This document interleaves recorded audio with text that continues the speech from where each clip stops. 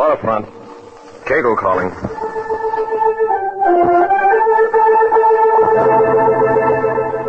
The National Broadcasting Company presents Lou Cagle, ace New York detective, fighter of crime on the waterfront.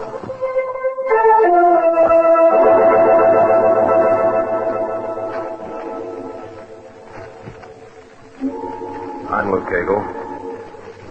Been around this waterfront off and on for 8 years now. Guess I'll never get enough.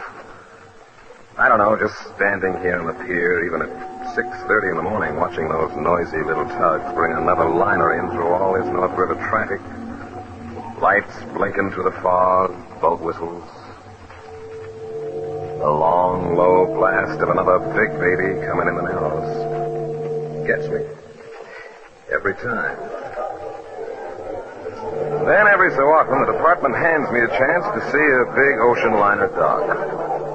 By that I mean they root me out of bed at 6 in the morning and they tell me to meet a certain man who's coming in on such and such a ship and be quick about it. At least that's how it was this morning. Not the worst assignment. Fact is, if it weren't for the frantic young lady with a press card in one hand and a pad and pencil in the other who keeps pounding on me on the lapel, I might even enjoy it.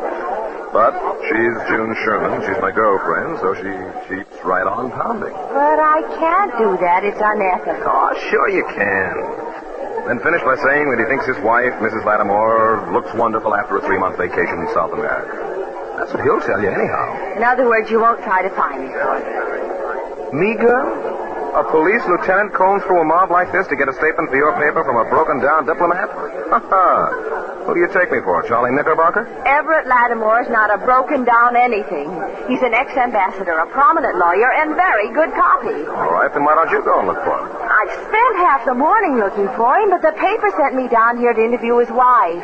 So all I ask is that while I go aboard with the rest of the press to find out if she enjoyed the sea voyage, you keep an eye peeled. Glad to. And if you should see Mr. I'll Lattimore, tip my hat and keep on walking. Look, the police department doesn't pay me to boost your circulation. I am here this morning to see that nothing happens to an ex-thug by the name of Patterson who's been out of the country for 8 years. And that's all I'm going to do. Look, you've told me this 3 times and it's still ridiculous. Since when have the police taken to protecting racketeers? Patterson's life has been threatened by a former mobster of his, a man named Landry. Miss Sherman, you've heard of crime prevention? Mm-hmm. I've heard of it. Oh, well. And for that, tomorrow night you buy your own ticket to the hockey game. Oh, I'm beginning to understand. You wait until this Landry fella starts up the gangplank with his submachine gun and then quick as a flash... forgive me, I have an appointment. Llewellyn, is this goodbye? You call me Llewellyn once again, and right here in broad daylight I'll take you over my knee, and I swear... Hey, wait a minute. Somebody's calling you. Huh? Who? Lieutenant Cagle. Where's the... Coming down the gangplank. The customs man, he's waving at you. Now, what do you suppose Hank wants? Over here, Hank. Come on, let's see what he wants. Oh, okay. Oh, may I get... sorry. Yeah, there's been a murder on board ship. A woman just got shot. Well, how'd it happen? I don't know. She was standing by the rail and just keeled over. A bullet in her neck. You know who she is? Yeah. Mrs. Everett Lattimore.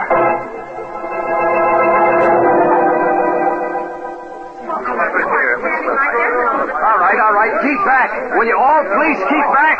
We can't even breathe. You find Patterson? Yeah, he's in his stateroom. He wants to see you. Poor guy, he's scared half to death. He thinks the shot was intended for him. Yeah. So do I.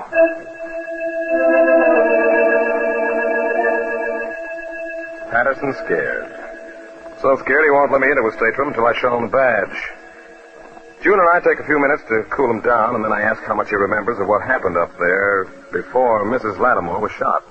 Enough to convince me if I don't get police protection, I'm as good as dead. Landry said he'd get me. He's out to do it. Is Mrs. Lattimore standing near you? Yeah. In fact, I've been talking to her. You knew her? Not very well. Her husband was my lawyer on a few things long time ago. We met once or twice. What's Landry got against you? A bad break. You left for South America, and he went to jail. Okay, isn't that a bad break? Where was Mrs. Lattimore standing when she was hit? Against the rail. I don't know what you're asking all these questions for. It's as plain as day. Landry took a pot shot at me from the pier and hit her instead. I tell you, the man is killed crazy. If you don't round him up, he'll try it again. And he'll keep right on trying until he gets me. It's probably Hank. I'll get him. Hello? Yes, he is. Oh, just a minute. It's Hank. He says Mr. Lattimore just came aboard. They had to tell him. Let me take it. Hello, Hank. Where you calling from? Lattimore there? You identify the body yet? He did, huh? Do you think he could stand to answer a few questions? Well, I'll drop by just in case. Okay.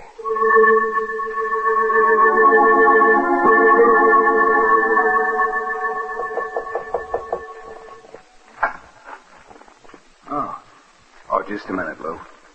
Mr. Lattimore, if you want anything, I'll be right outside the door. Thank you. Okay, Lou, you can go in. Thanks, Hank. Mr. Lattimore, I'm Lieutenant Cagle.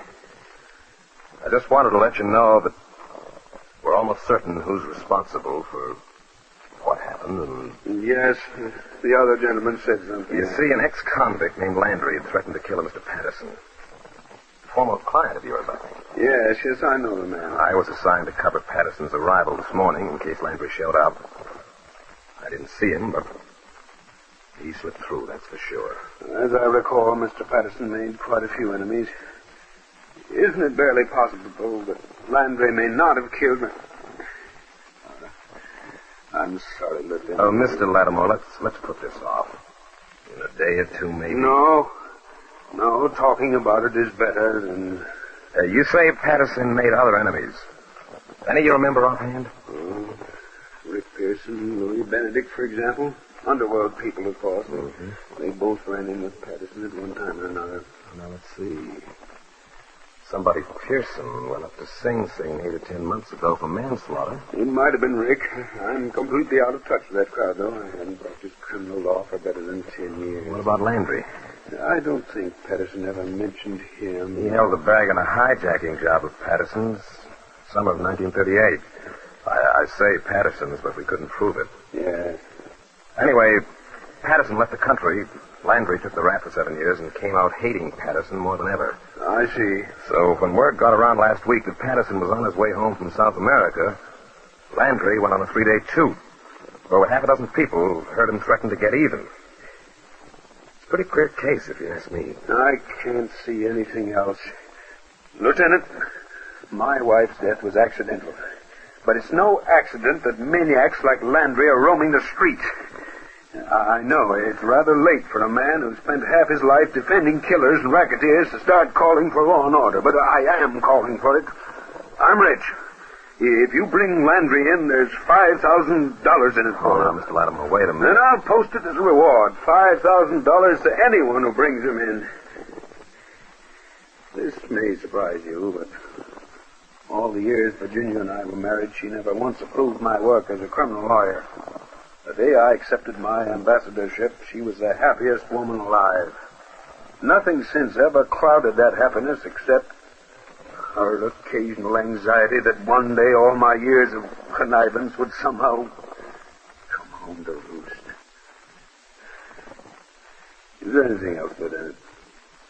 No, I don't think so. About your wife's personal effects, clothes, jewelry, we'll have them sent to you if you wish. Yes, I want them. Virginia always ran to bright colors. It was typical of her.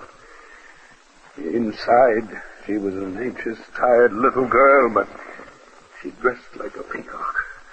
The huge yellow hat today, just like her.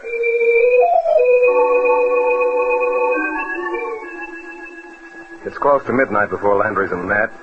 We bring him to headquarters, check his alibi, and for the next 6 hours we take turns at trying to trip him up, but it's no good. He's covered and we can't shake him. Then after breakfast, June drops in, just in time to watch our teleprinter blow the rest of the case to pieces. Well, that's all. Pearson's been in jail since last March. Benedict hasn't left Chicago for 2 years. Brings us right back to Landry.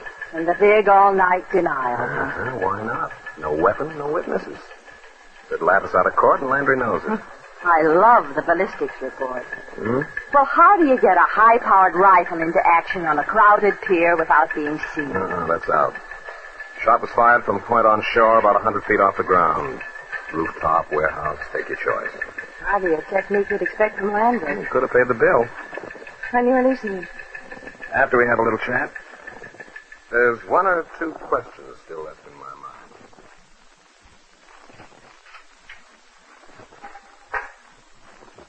The lawyer showed up yet? You don't need one. Lock up, Joe. I'll be a few minutes. Okay, listen. Sit down, Landry. Well, we've decided to turn you loose. Well, finally coming around. Wait a minute, let me finish. There's a small matter of $1,000 for bail. I got it. And something for you to think over. Landry, you're the only full-fledged suspect we have, and that's a bad spot to be in right now because Mr. Lattimore, a big man in this town, has offered a lot of money to whoever brings in his wife's killer. Now, if you remember anybody else Patterson didn't get on with, I wouldn't keep it a secret. I can't name one guy that wouldn't like to see him dead, but Yeah? there is a special party. You see, a long time, 10 years ago, Patterson had a girlfriend who used to help along home in jobs now and then. Pretty, had some class, finally broke out of it and hooked a husband. A lot older than she was. Plenty of money. What was his name? Name of Fenwick. Yeah, a guy named Fenwick. Paul Fenwick? Yeah, a department store. So? So Patterson got wind of it, saw a chance for some fast dough, and wrote Hazel a few letters. Blackmail, huh? That firm's been tapping her for years. Little here, little there. How much? Over 15 grand. She's ready cash. It'll be his first stop in town.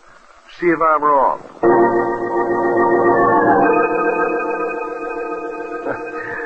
More often than not, I'm at least 4 jumps behind everything that's going on around me, and this morning was no exception.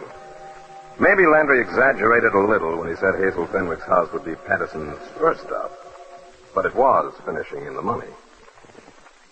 Excuse me, madam. Yes, George?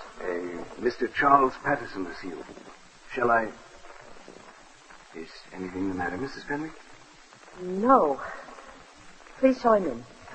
Yes. This way, sir. Hello, Hazel. Surprised to see me? Very pleasantly surprised. How are you, Charles? Fine, just fine. You look well. That'll be all, George. I'll ring if I want you. Yes. Very pleasantly surprised. That's good. That's rich. What do you want? Right down to business, eh? Fine. I like that, too. Ought to make up for how you fell down on our bargain when I was away. What do you mean? I didn't peg you for a welcher, Hazel. Welcher. Look, this is another shakedown. Look. You can give me those wide eyes all afternoon. I've got no train to catch. But the sooner you come up with the last 6 payments, the sooner I leave. Are you trying to tell me I didn't... Hazel, I'm a patient guy. But you got every penny you asked for, every single penny. That's $7,500. But just for old time's sake, if I get it by 10 o'clock tonight, you won't have to read about yourself in the paper. Listen, you promised me when you left the country that if I'd help you get started in South America, once you were on your feet, you'd never bother me again. Yeah, that's what I said. During the last 8 years, I've sent you over $17,000. Sure you have. That's why my business went under. Because I had too much dough. Avery Wilson, care of General Delivery, New York City. Wasn't that where you wanted it sent? Yeah? And if you sent it, I wouldn't be here. Well, I'll show you the canceled checks I withdrew the money on. I don't mean a thing. Oh, Chick, you gotta believe me. I mailed the money, I swear it. You can't expect me to raise that much cash again. Maybe this Avery Wilson, I sent it to Who him. do you think you're dealing with? There isn't any Wilson. I don't worry about that end. If the money came through, I'd have got it. Oh, Chick, give me a break. There's not a chance in the world of more than a few $100 by tonight. All right. Do this. I'm staying at 312 Stanton Avenue, 3rd floor. Whether you have the full amount or not, be there tonight by 10 o'clock. Understand? I'll be there. Maybe we can work something out. Maybe we can. At that.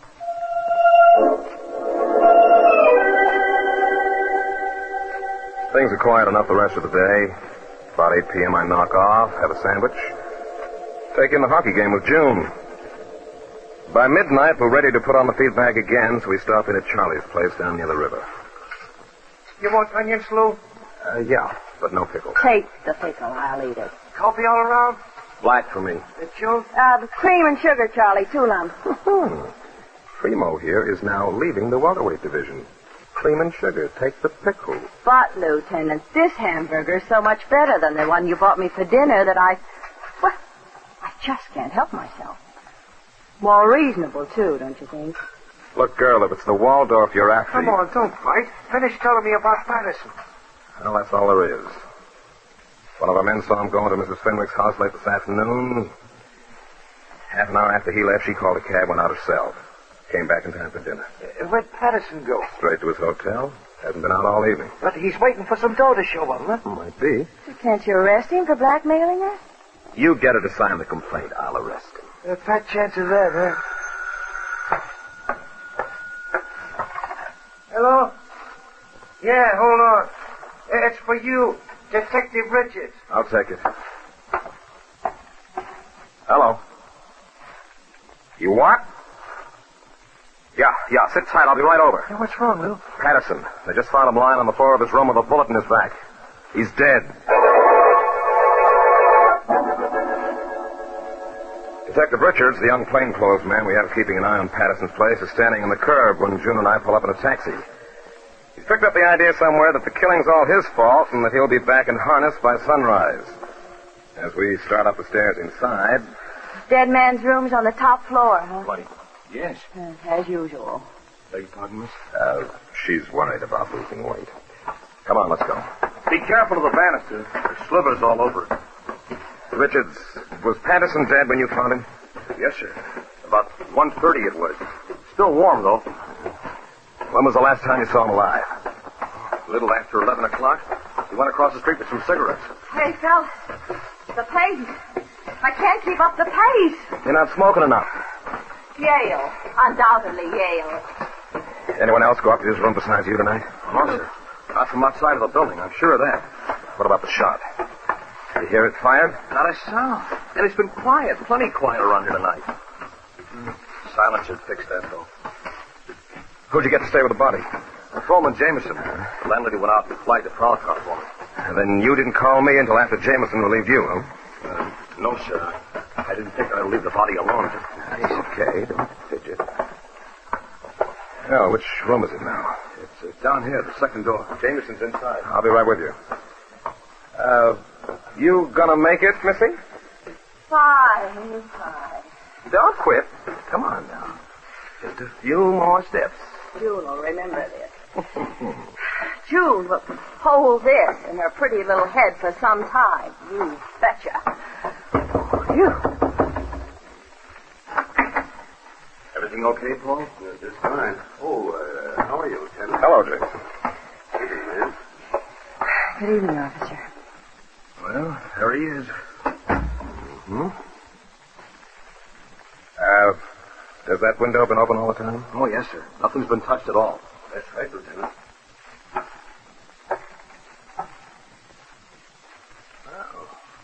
What do you know? Found something? Uh-huh.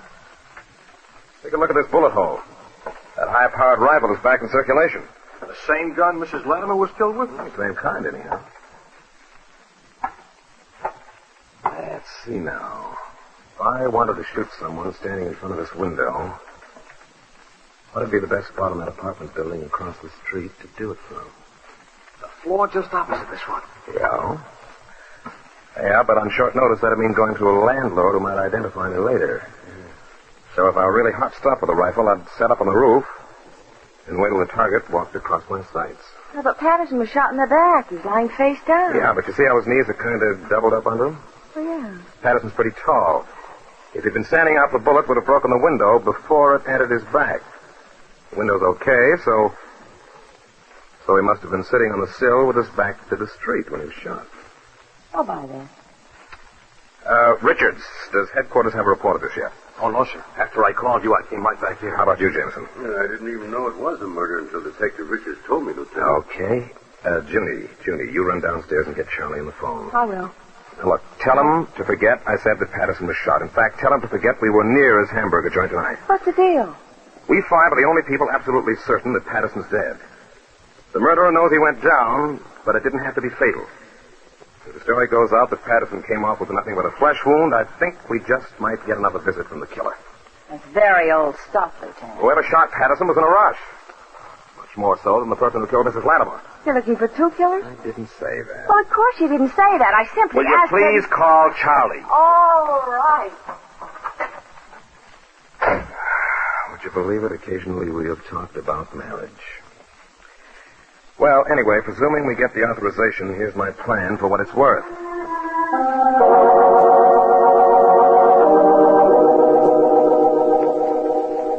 15 minutes later, on the way down to headquarters with June, I get an idea and I tell the cab driver to drop me off at the Belmont Arms. Mr. Landry's given address.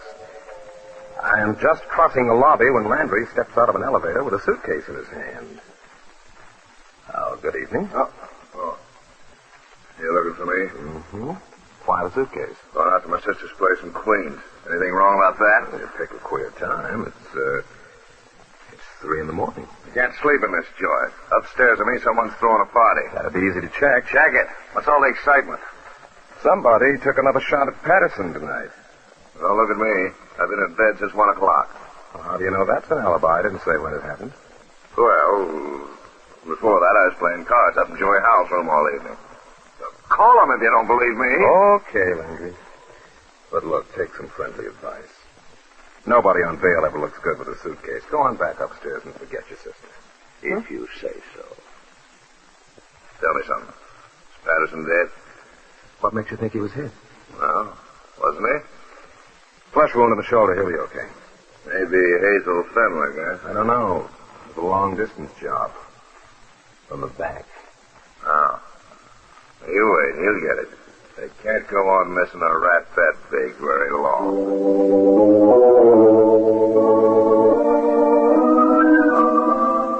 I'm up the rest of the night selling a bill of goods to my boss, Captain Lawrence. As far as he's concerned, keeping Patterson's death in the QT is mostly kid stuff and not likely to settle anything. We go back and forth like that till the sun comes up. But when I leave his house, I've got the okay to go ahead. Now, there are a few more holes to plug, so I'll wait till about noon and then present myself at Mrs. Fenwick's. As the butler goes in to announce me, Mr. Latimer comes out. Lieutenant Kegel. Well, I hardly expected to see you here. Morning, Mr. Latimer. Is anything wrong? Quite a bit. Involving Mrs. Fenwick? Oh, that's what I'm here to find out. You know her very well? Intimately. She's been my client for years, and a very dear friend. Mm-hmm. How'd you meet? Through her husband, Paul. We were classmates. What's up? Oh, maybe nothing at all. Ever know her before she got married? Why, no, but I can assure Do you... you mind telling me why she needs your services just now? No, not if you keep it confidential. All right. She's suing Paul for a divorce. Oh? Another man? I don't think so. One of the things. And now, would you mind telling me why she's being investigated? Oh, I plan to drop in at your office this afternoon anyhow. Bring you up to date on the Patterson business. If there's anything to this, I'll give you the whole story then. Oh, fine. About 3? I'll be there. Mrs. Fenwick will see you now, Lieutenant. Right with you. Goodbye, Mr. Latimer. Goodbye, Lieutenant. Yes, sir. Thank you. What can I do for you, Lieutenant? I tell you what, Mrs. Fenwick, I'll just talk and you interrupt me when I make a mistake.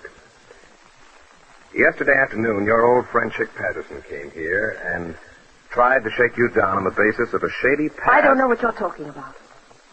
Look, if you'd rather discuss this at headquarters, I can arrange it. That's better. Patterson didn't have any more money when he left than when he entered. We know that much. So here's the question. Where were you between midnight and 3 o'clock this morning? Right here at home. Can you prove it? My husband's out of town on business. The servants know I was home by 11. Then you can't prove it. Maybe it's not news, but Patterson was shot last night. Did you see him at all during the evening? No, I didn't. Oh, that came out mighty fast. I feel you ought to know, Mrs. Fenwick, that although he was hit, Patterson's not dead. In fact, no more than scratched. You'd like to reconsider that answer? I haven't seen him since yesterday afternoon. Okay. He's being released from the hospital in a couple of hours. I don't know how much you've been paying him, but I'll bet you're in for a price rise. Sneak it over.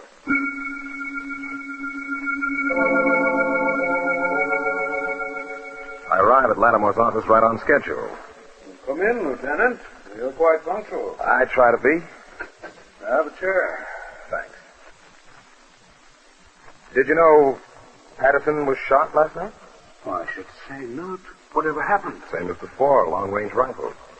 He was standing in his room near the window. Good heavens. Was he killed? No, it shattered a bone in his arm, but he'll be okay. He wasn't discovered till close to an hour after the shooting. Lost a lot of blood. You still suspect Landry? Yeah, but he had an alibi for last night. Well, does it hold? I can't say. It's still in the mill. Lieutenant, was your visit to Mrs. Fenwick in any way connected with this case? I'm not sure. She's been a good friend of yours for a long time. Yes. Did you know that she used to work for Patterson? Hazel? You must be mistaken. Years ago, when she was a kid. We've checked every acquaintance of his we could find. What? You can hardly suspect her. We generally suspect everyone. But it needn't get out. Oh, Lord, no, it would ruin her, especially with a divorce settlement pending. I wish there was some way we could be certain. Oh, I'd forget it. Patterson's well enough to go on home this afternoon, and he still doesn't want to press charges against Landry because he knows they won't stick. Mrs. Fenwick never be called in except maybe at a trial, so rest easy. I can't impress on you the calamitous effect such a scandal would have. Look, it'll be okay. The odds are 1,000 to 1 you'll ever have to talk to another policeman. But my job is to run down whoever happens. Yes, of course. And no matter what it may cost any of my friends. But I'm sure Hazel... Well, that makes two of us, Mr. Lattimore. Well, I've got to be moving along. Thanks for your time. Well, thank you. And I'll keep you posted. It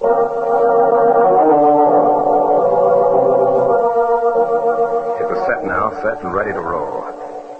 Landry and Hazel Fenwick thought Patterson would be back in the open by sundown. Lattimore was disarmed enough not to scare Hazel, if it was Hazel, out of trying to finish what she'd started. And Uncle Lou had, as usual, taken too big a mouthful for himself. By 9 o'clock in the evening, when I start up the front steps of Patterson's boarding house, I'm rigged out to look as much like him as possible. Even to a black silk arm sling. On the way upstairs to his room, I get to considering the various disadvantages of this scheme. In order for it to work at all, the killer has to show. And what kind of a killer do you draw out so soon after his original try failed?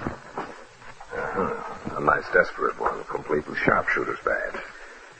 And it doesn't make me feel any safer to know that I'm in this thing all by myself either.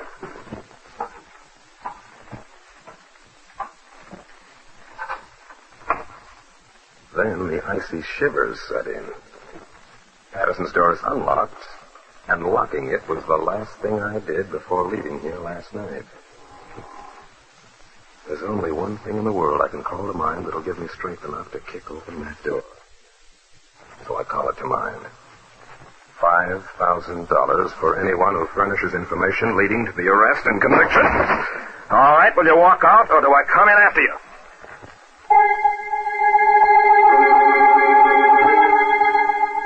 Empty. There's a neon sign jutting out from the building across from this one, and when the light blinks on, it turns everything in Patterson's room a watery red.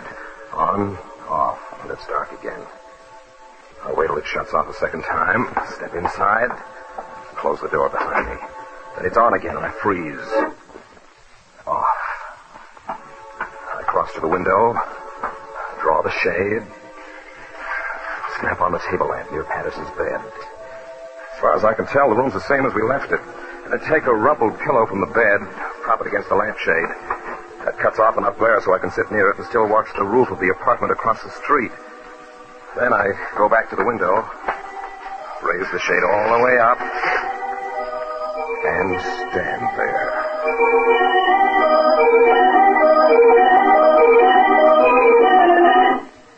No customers. Just the red and black of the neon sign. On. Off. On. Off. So I plump myself on the far edge of the bed, take out a deck of cards, and begin a game of solitaire, keeping as much of an eye as I can on the stretch of rooftop through the window. I see it perfectly when the light blinks on, but while it's off, somebody could roll up a cannon on me and I wouldn't know it. 10 minutes drag by. 20 minutes. Still no bid from the killer. So maybe it is kid stuff. Maybe I've...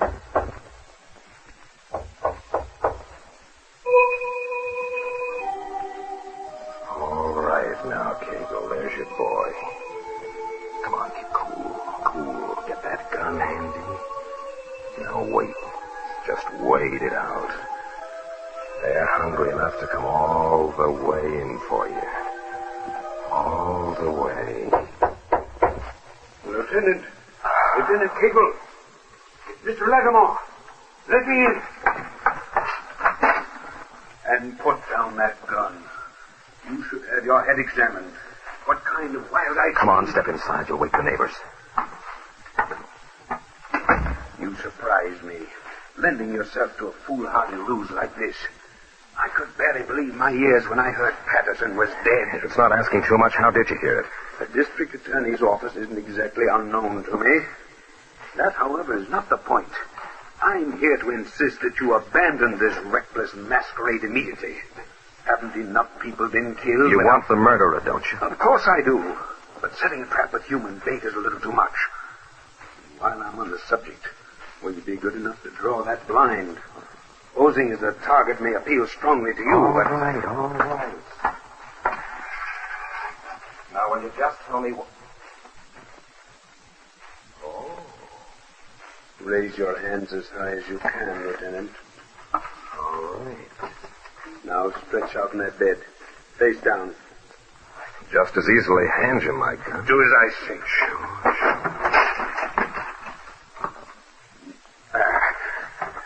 You can get up now. Thanks. It's a queer-looking rod you've got. What's it called?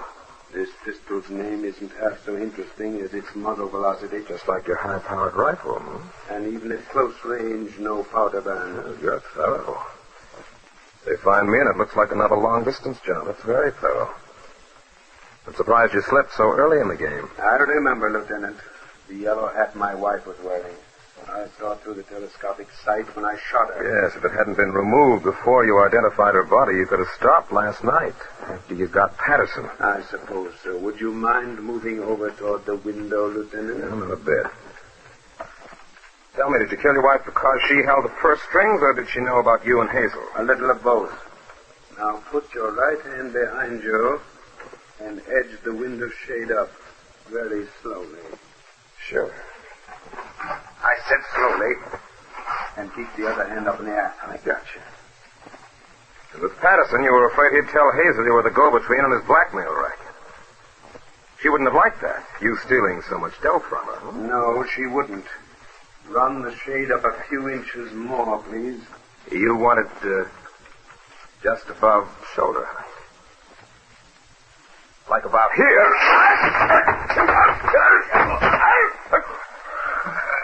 Go ahead, move. Go on, just move once. This is no silencer, see, Lattimore? Kegel, don't shoot. Please. I won't move, Kegel, I promise. Come on, get up, Lattimore. It's all right now, get up. No one's gonna shoot you.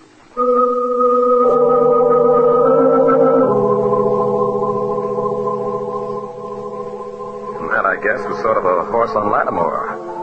Walking him back downstairs instead of shooting him up because you get the same effect so much easier by simply offering the gentleman a chair.